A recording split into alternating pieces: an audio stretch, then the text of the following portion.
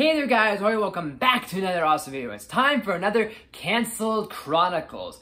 And just in case for you guys, to recap what Canceled Chronicles is it's a series of videos or chronicles where we talk about canceled projects. So canceled movies, TV shows, movie sequels, anything that was canceled, we talk about them in these series of videos. So I was originally going to do this back, I want to say August 13th of this year, because it would have been fitting to do it the same date as I did my Batman 1989 review 2 years ago. So basically my 2-year anniversary for when I did my Batman 1989 movie review, and it would kind of made sense to talk about Batman 1989, then do Batman Returns, and then now talk about this. Although it's a few days late, but let's still talk about Tim Burton's Batman Forever, aka Tim Burton's Batman 3. So with the success of Batman Returns back in 1992, I want to say, Tim Burton obviously had an idea for a third movie.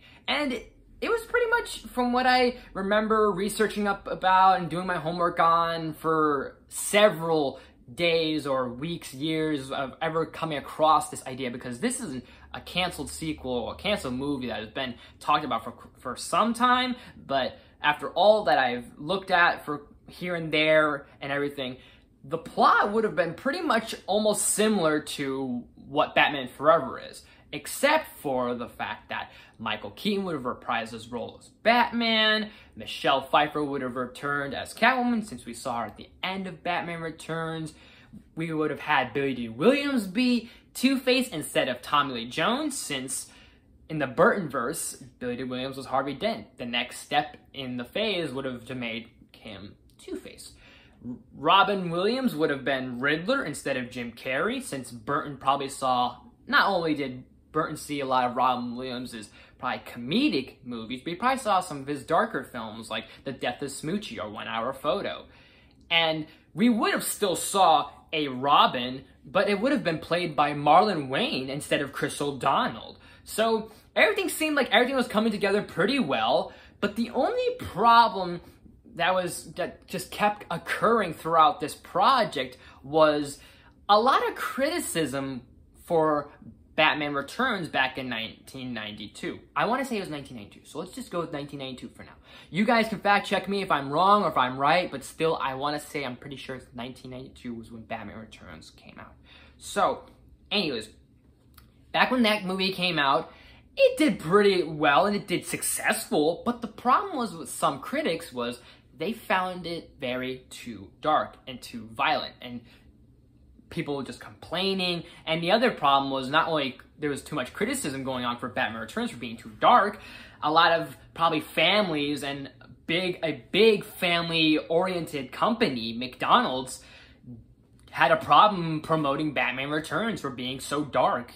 Even though, I mean, you kind of should not expect that, because, I mean, people saw the first Batman movie back in 1989, expecting this darker approach to Batman. So, of course, Burton would probably make it as dark as it was. And I know Batman Returns definitely went darker in some territories and a lot more gorier, but it still had that Burton dark tone that he kept. So, it's kind of like, I'm not putting on the people's fault, but in a way, the people kind of were the ones pushing for the idea of like, why are you allowing my kids to watch this movie? Why are you allowing this to promote this film? Why be so dark? Why be so like gory? Why so whatever? Even though it wasn't that gory, but still, people had their criticisms saying it had too much of a too dark tone and stuff like that. So they tried. Warner Brothers, DC tried to make it a little bit more friendly. They tried to make it a little bit more lighter tone or whatever. They tried to change things a little bit. And then once it started changing tones, once it started going down this hill of being however dark Batman 3 was going to be, which, like I said, was going to be called Batman Continues, whether it was going to be as dark or darker or whatever the case is, it would have been still a psychological, very detective mystery thing with Bruce Wayne finding out like the Riddler and his riddles and whatever clues and stuff like that. And then Harvey Dent would have became Two-Face, and now Keaton would have had mentored Marlon Wayne, being, I'm assuming, Dick Grayson as Robin. So everything seemed pretty solid. I would have loved to see this movie.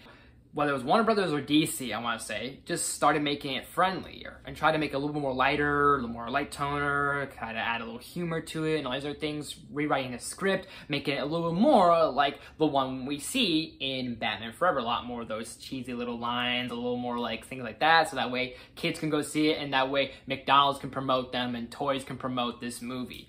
And once the movie got too friendly, Keaton saw the script and just left. And so that probably started a trail and a domino effect of everyone else being pretty much gone. So probably Michelle Pfeiffer was probably written off the script. Billy Dee Williams probably didn't come back because of this reason and probably was rewritten along with Robin Williams, unfortunately, because not that Billy Dee Williams as Two-Face was, oh, it's like a shrug off, like brush off sort of thing. Like it would have been cool to see him as Two-Face, but it's definitely more 10 times unfortunate that we never got to see Robin actually be the Riddler ever. So that's the more unfortunate thing, especially since the fact that it's his 70th birthday passed or his 70th birthday is coming up.